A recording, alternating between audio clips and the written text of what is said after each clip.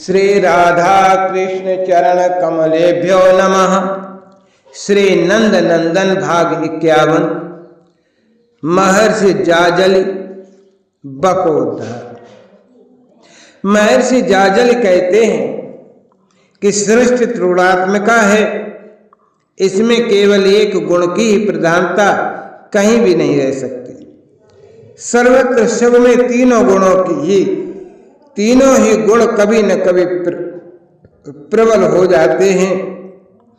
रजस तमस गुणों की जिनमें प्रधानता है वे प्राणी अपने स्वभाव के अनुसार ही आहार व्यवहार करेंगे। ये जानते हुए भी मैं अपने क्रोध को नियंत्रित नहीं रख सका, ये मेरी ही दुर्बलता थी। अधिकांश समुद्री मत्स्य सरताओं के जल में उस स्थान पर अंडे देने आते हैं जहां सरता के समुद्र में मिलने के कारण दलदल बनता है। मत्स्य जीवी वर्ग इसे जानता है, अतः अपने आखेट के उपयुक्त स्थान वो इसी को मानता है। उसे मछलियों के प्रजनन का समय पता होता है।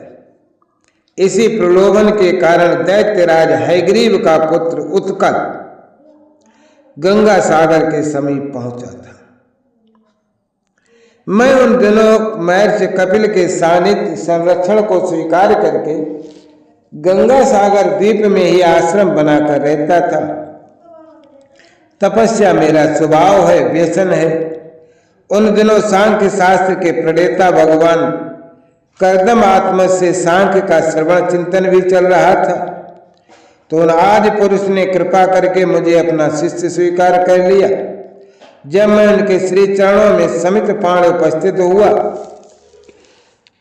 सचराचर समुद्धारणी श्री हरि चरण समुद्भवा शिव सिर विहारणी भवतारणी भगवती सुरसर के समुद्र संगम का वह पावन परम पावन तीर्थ, मेरे साक्षात गुरु सुरासुर समाराधित भगवान कपिल का आश्रम, मेरी अपनी तपस्थली और वहीं मेरे सम्मुख ही दैत्य हयग्रीव के उस मदांध पुत्र उत्कल ने मत्स्य पकड़ने के लिए बंसी डाल दी जल में। मैंने मना किया, वो अन्यत्र कहीं जाकर अपनी जिह्वा लोलुपता का साधन जुटा सकता था। इस अत्यंत पवित्र क्षेत्र में प्राण हिंसा की कोई अनिवार्यता उसे नहीं थी, किंतु मेरी बात उसने सुनी नहीं। क्यों सुनता? उसने अपने पराक्रम से समर में सुरों के साथ शक्र को भी पराजित कर दिया था। जिसे अमरावती के अधिपति भी आशंकित रहते थे, वो एक शीर्णकाय ब्राह्मण की बात पर क्यों ध्यान दे? वो अपनी बंसी की ओर ही नेत्र लगाए स्थिर बैठा रहा। उचित ये था कि मैं वो आश्रम त्याग कर अन्यत्र चला जाता, भगवान कपिल के समीप जाकर बैठ जाता, तो भी चित्त शांत हो जाता। किंतु असुर के इस सामीप्य ने मेरे अंतःकरण में भी उत्तेजना उत्पन्न कर दी। मेरे भीतर रजोगुण प्रबल हो गया, रोष आ गया मुझे। मैंने गंगा जल लेकर श्राप दे दिया, तो अपनी शक्ति के अहंकार में अंधा होकर इस क्षेत्र की पावनता को नहीं देखता, तीर्थ का सम्मान कर रहा है, यहाँ के अधिष्ठाता भगवान कपिल का अनादर कर रहा है। मुझ ब्राह्मण की बात बद्र के समान अनसुनी करके बक के तुल्य मत्स्य पकड़ने के लिए बैठा। अतः जा बक हो जा। उसी क्षण वह दैत्य विशाल हिमाच्छादित गिर शिखर के समान बगुला हो गया। इस आकस्मिक परिवर्तन से व्याकुल होकर उसने तो मेरे पदों पर मस्तक रख दिया। मैं भी पश्चाताप विजड़ित हो गया। ये मैंने क्या किया? अपने तप का विनाश कर लिया मैंने शाप देकर, और मछलियों को भी मैंने मृत्यु को मुख में झोंक दिया। ये दैत्य था तो मछलियां केवल इसके स्वाद परिवर्तन का साधन थीं, और अब ये बक होकर तो केवल मत्स्य आहार ही करेगा। मैंने मूल जलजीवियों का ये संहार साधन उत्पन्न कर दिया आवेश के अज्ञान में। बक को आश्वासन देकर मैं कपिल भगवान के समीप पहुंचा। शिष्य की त्रुटियों को सुधारने का, आश्रित के पाप को पुण्य बना देने का दायित्व होने के कारण ही तो गुरुदेव गौरवमय। मेरे अनंत करुणा अर्णव गुरु ने मुझको कोई उपालंब नहीं दिया। उन्होंने कहा, वत्स, मेरा यह अवतार तो तत्व संख्यायन के लिए है। अधिकारी मुमुक्षु मुझसे मोक्ष का मार्ग पाते हैं। असुर उद्धार की क्रीड़ा अखिलेश द्वापरांत में ब्रज में आकर करेंगे। तुम्हारा साप वरदान बनाने में समर्थ वे सर्वज्ञ अवश्य से अपना लेंगे। ये आश्वासन तुम अभी दे सकते हो इस असुर को। मैंने बक बने उत्कल को आश्वासन दे दिया। वो वहां से उसी समय उड़ गया। सृष्टि के नियमानुसार वह असुर बक शरीर में उत्पन्न हुआ पूतना का छोटा सगा भाई और अग के अग्रज के रूप में। बक अग का अग्रज ही तो है। श्वेत काय मूर्तमान सात्विकता दिखे ऐसा शरीर एक पैर पर स्थिर शांत जल में ऐसा खड़ा रहे जैसे महान ध्यानस्थ योगी, किंतु ध्यान मत्स्य पर। मछली आई टप पकड़ कर निकल। अग का अग्रज ये दंभ, अत्यंत सात्विक वेश, एकाग्रता ध्यान, तप का उत्कट दिखावा और दृष्टि भोग पर, छल से भोग प्राप्त करने पर। इतना क्रूर कुटिल हृदय की किसी की हत्या में, किसी को कुछ भी कर देने में किंचित भी हिचक नहीं। केवल अपने स्वार्थ, अपने सुख पर दृष्टि। ये दंभ पाप का बड़ा भाई तो है। कोई भी साधन इसका समुद्धार करने में समर्थ कहाँ है। साधन को ही स्वार्थ के लिए प्रयुक्त किया गया तो वे पतन के हेतु हो गए। अब उनसे उद्धार का क्या संबंध। इस उत्कल का उद्धार तो निखल कलई के धाम षोडश कला संपूर्ण श्री कृष्ण स्वयं करें अपने करों से, तभी संभव है। मैं अपने ही अपकृत्य से व्यथित था। साप देकर जो अनुताप मुझे हुआ उसकी पीड़ा मुझे अब शांत बनाई थी। महर्षि कपिल ने आदेश दिया, वत्स, तुम ब्रज में जाकर महर्षि शार्दूल के समीप कुछ दिन निवास करो। तुम्हारे द्वारा प्रसप्त उत्कल का उद्धार तो होगा ही, तुम भी परम पुरुष का प्रेम प्राप्त करके पूर्ण हो सको। मैं ब्रज में आ गया। न आया होता तो कभी जान न पाता कि मेरा तप, मेरा ज्ञान, मेरी साधना कितनी तुच्छ और अकिंचित कर है। इस भूमि में आकर मैं और मेरा जीवन धन्य हो गया। महर्षि शार्दूल ने मुझे आदर पूर्वक अपने आश्रम के समीप आवास दे दिया।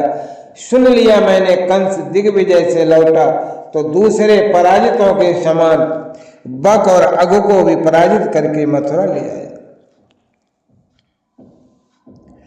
पूतना को उसने बहन बना लिया था, अतः अघ और बक को अनुचर के स्थान पर भाई ही मानने लगा था।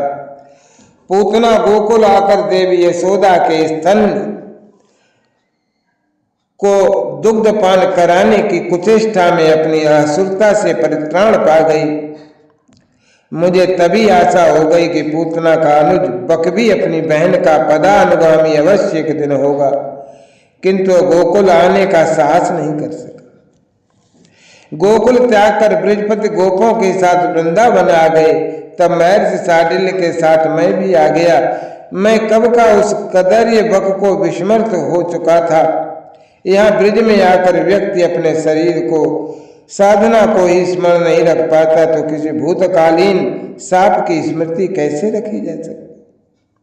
यहाँ आकर तो स्नान, संध्या, हवन भी औपचारिक हो गए हैं। अब तो एक ही साधना बन गई है। समित कुछ पुष्प, फल, बिल्व दल आदि कुछ भी संग्रह करने के बहाने प्रातः कृत्य झटपट समाप्त करके वन में जाओ और गोप बालकों के साथ वत्सारण को पधारे श्री नंद नंदन को इतनी दूर से देखते रहो जिसमें संकोच न। श्री कृष्णचंद्र उनके सब साथी बहुत श्रद्धालु हैं, संकोची हैं, देखते ही दौड़ आवेंगे, भूमि पर लेट कर प्रणपाति करेंगे, वहीं अपने उत्तरीय बिछा देंगे बैठने को, और उन निखिलेश्वर के उत्तरीय बनाने का साहस कम से कम मुझ में तो नहीं है। मैं बहुत दूर छिपा छिपा अग्रज के साथ उन सौंदर्य धाम का दर्शन करता रहूं, उनकी चार चपल क्रीड़ा देखता रहूं। इतना बड़ा सौभाग्य मिला मुझे मेरे दया सिंधु गुरु भगवान कपिल की कृपा से। दृढ़ता करके ये सुअवसर मैं कैसे खो सकता हूँ। ध्यान करता हूँ ये कहना ठीक नहीं है, ध्यान होता है। समाधि रात्रि भर सुते मुझे अपने में लीन रखती है। इन ब्रजेंद्र नंदन को देख कर क्या फिर ध्यान समाधि करना पड़ता है? अरे ये बछड़ों को लेकर सखाओं के साथ नंद भवन चले जाते हैं तो हृदय में इनकी क्रीड़ा अविश्राम चलती रहती है। इन श्री नंद नंदन की क्रीड़ा क्षण क्षण में नव नवानंद का सृजन करती है। अंतःकरण के अपने अतर्क सुख में स्नान करती रहती है।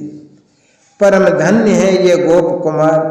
अरे श्री कृष्णचंद्र तनिक दूर गए और ये दौड़े, मैं पहले स्पर्श करूंगा। इन गोप कुमारों के साथ कितना स्नेह है, कितनी आत्मीयता है इन परात्पर पर ब्रह्म परम पुरुष की। कोई तनिक देर के पश्चात समीप आता है तो ये ऐसे आतुर भुजाएं फैलाकर हृदय से लगाते हैं जैसे अनेक वर्षों के पश्चात मिला हो सखा। स्वयं नृत्य करते हैं और गोप कुमार तालियां बजाते हैं, स्वयं गाते हैं, ताली बजाते हैं। जब सखाओं में कोई नृत्य करने अथवा गायन करने लगता है ये प्रशंसा करते हैं। सर्वलोक नमस्कृत इन गोप कुमारों के नृत्य अथवा गायन की कहीं तुलना है इन बालकों और बछड़ों के सौभाग्य की? मैं इन श्री नंद नंदन के क्रीड़ा दर्शन में निमग्न सरोवर के समीप झुकाई लताओं की ओट में छिपा देख नहीं सका कि महाबक बना वो दैत्य उत्कल कब आकर लगभग मेरे समीप ही जल के तट पर आ बैठा। मैंने तो इसे तब देखा जब बालकों के साथ अग्रज के साथ चलते श्याम सुंदर बछड़ों को जल पिलाने आए सरोवर के समीप और बछड़े अकस्मात भागने लगे भयभीत होकर। गोप बालकों ने पूरे हिम शिखर के समान विशाल बक को देखा। उनका भयातुर होना स्वाभाविक था। सब जहां के तहां बगुले की ओर सभी देखते खड़े रह गए। केवल श्री कृष्णचंद्र भाई के समीप से कुछ पद आगे दौड़ आए जैसे वे इतने बड़े बगुले को निकट से देखने को सके। उत्कल अकस्मात नहीं आया था, वो अपनी बहन पूतना का परिशोध लेने कंस की प्रेरणा से पहुंचा था। इतने बड़े बक को श्री कृष्ण तक पहुंचने में केवल 2 डग धरने पड़े। पहुंचते ही चोंच बढ़ाकर नंद नंदन को उसने टप उठा लिया अपनी चोंच में। मुझे पता था कि क्या होने वाला। मैं जानता था कि दम्भ जब स्वयं सर्वेश्वर को निगल कर उनका स्थान लेना चाहता है मृत्यु भस्म होना ही उसका निश्चित परिणाम है। किंतु मेरा ये ज्ञान उस समय कहाँ चला गया कह नहीं सकता। असुर को साप देकर भस्म कर सकता हूं ये भी स्मरण नहीं रहा। जैसे किसी अल्प प्राण प्राणी को धधकते दावानल में फेंक दिया जाए, मन प्राण सब जैसे दग्ध हो उठे हों। केवल दृष्टि ने देखा बछड़े गोप बालक सबके शरीर जैसे निष्प्राण हो गए, रक्तहीन श्रीहीन श्वेत और स्पंदन रहे। केवल भगवान संकर्षण का श्रीमुख अरुण हो उठा था, नेत्रांगार उगलने लगे थे, वे कुछ अघटित करने ही वाले थे। पलकों के गिरने में जितना समय लगता है उसका भी अर्धकाल बक छटपटा उठा उसने, जैसे उसने तप्तांगार मुख में डाल उठा लिया हो। इस व्याकुलता से उगल दिया उत्कल ने श्री कृष्ण को अपनी चोंच खोलकर पूरी खोलकर श्वास ली। उसने ग्रीवा को झटक दिया 2 बार इधर उधर, फिर पूरी ग्रीवा पीछे करके चोंच की चोट करने टूटा। चल मयूर मुकुटी ने हाथ बढ़ाकर बक की चोंच पकड़ दी और दोनों कोरों से बलपूर्वक खोलकर नीचे झुकाया और वाम पाद प्रविष्ट कर दिया मुख में और वाम चरण से चोंच का निम्न भाग धरा पर दबाकर और दाहिने कर से बक की चोंच का ऊपर का भाग उठाते चले गए। हुआ क्या यह भी मैं ठीक से नहीं देख सका। उत्कल का ये बक देह इतना विशाल था कि नन्हे श्याम सुंदर दोनों करों से उसकी चोंच खोलकर सरलता पूर्वक उसमें खड़े हो सकते थे। इससे बक का कुछ बिगड़ता नहीं था। किंतु जो वामन से पलार्ध में विराट बन सकते हैं, उनका दक्षिण कर कहां तक उठता गया होगा, कोई कैसे समझ सकता है। मैं केवल ये देख सका कि बक का शरीर दुधा विदीर्ण हो गया था, जैसे तृण पात्र निर्मित करने वाले एर का तृण चीर देते। बक का देह चिर गया, दैत्य उत्कल दिव्यकरण हो गया। वह बक से हंस बनकर इन परम पुरुष के नित्य धाम की बापी का भूषण बनने जा चुका था। सबसे पहले भगवान राम ने दौड़कर अपने अनुज को अंक माल दी। बछड़े बालक सब सचेत सावधान सुप्रसन्न दौड़े। सुरों की सुमन वृष्टि की और किसी की दृष्टि नहीं गई। न गगन में गूंजते गान को स्तवन को किसी के श्रवण सुन रहे थे। बछड़े श्याम सुंदर को सूंघ लेने को समुत्सुक थे। सखाओं में प्रत्येक कर चरण सर्वांग भली प्रकार देखने लगा था कि कहीं कोई छत चिन्ह तो नहीं। तू क्या देखता है? हंसकर नंद नंदन ने भद्र के स्कंद पर दक्षिण कर रखा। भद्र ने वहीं इन्हें बैठने को विवश कर दिया था और अपने पटुके से बार बार पहुंचकर पाद तल देख रहा था। भद्र का पटुका चरणों में लगे बक के रक्त के कारण कई स्थान पर लाल हो उठा था। वैसे उसके नीले पटुके में ये रक्त चिन्ह चमक नहीं सका था। तेरे पद कितने लाल हो गए हैं। भद्र को उत्तर देने का अवकाश नहीं था। वो चरण तल में बहुत सावधानी से अंगुली से सरकाता पूछ रहा था, तुझे कहीं पीड़ा होती है? पीड़ा नहीं तो। हंसते नटनागर बोले, मैं तो देख रहा था कि बगुला के मुख में मछली लेता है तो उस मछली को कैसा लगता है, इसलिए घुस गया था। अरे भद्र विशाल कहने लगा, तो क्या तू कोई मछली है? इन बालकों को कैसे पता लगेगा कि उनका यह सखा सचमुच मत्स्य भी है। इतना बड़ा महामत्स्य कि प्रलय पयोद भी उसके बिहार से व्याकुल हो उठा था। उस मत्स्य को मुख में ले सके ऐसा बक सृष्टि उत्पन्न नहीं कर सकती। सृष्टिकर्ता का समस्त कौशल भी नहीं, किंतु इनकी मत्स्यों से सहानुभूत सजातीय के प्रति स्वाभाविक। तेरा पटुका पवित्र हो गया, अपवित्र हो गया तेरा पटुका। मदमंगल को अपना ब्राह्मणत्व स्मरण आ गया। ये कन्हाई तो बगुले के मुख में जाकर समूचा उच्छिष्ट हो गया। तुम सबने इसको स्पर्श किया है तो सब स्नान करो और ब्राह्मण को कुछ दान करो और शुद्ध मनो। कुछ मोदक खिलाओ इस ब्राह्मण को। अच्छा महाराज, सबसे छोटा तोक मुझे अत्यंत प्रिय लगता है। कितना पटु है अभी से अभिनय करने में। दोनों हाथ जोड़कर मस्तक झुकाकर कैसी कृत्रिम विनम्रता मुद्रा बना ली इसने। और अपने अग्रज द्वारा किया गया ये आखेट, अपने अग्रज द्वारा किया गया संपूर्ण आखेट, यानी बगुले का समूचे 2 खंडों का ये शरीर, उसके पैर, उसके पंख, उसके चोंच, मैं सब ही ब्राह्मण देवता तुम्हें समर्पित करता हूं। छी! मदमंगल मुख बनाकर मुड़ गया। हट जाने के लिए सब हंस रहे हैं।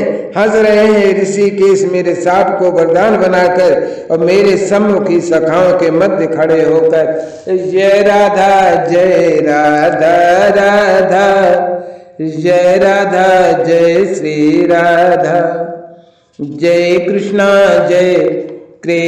कृष्णा जय कृष्णा जय श्री कृष्णा।